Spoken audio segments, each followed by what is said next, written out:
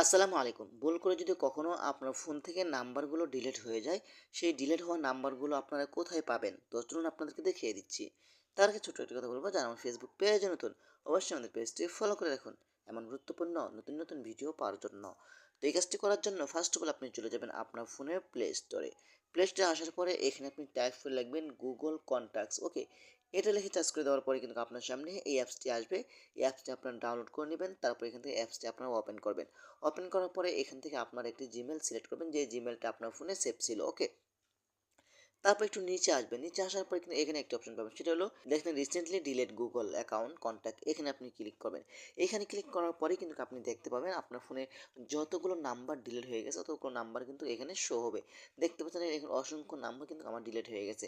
এখন আপনার যদি মনে চায় যে এই নাম্বারটা নেওয়ার জন্য, আপনি এই নাম্বার উপরে ক্লিক করবেন। তারপর এখান থেকে রিকভার অপশনটি ক্লিক করলে কিন্তু আপনার পুনরায় আপনার নাম্বারটি আপনার ফোনে চলে যাবে সেভ অবস্থায়। তো আশা করি ভিডিওটা শেয়ার করে দিতে পারেন এবং আমাদের পেজটি ফলো করতে পারেন। ধন্যবাদ সবাইকে। আসসালামু আলাইকুম।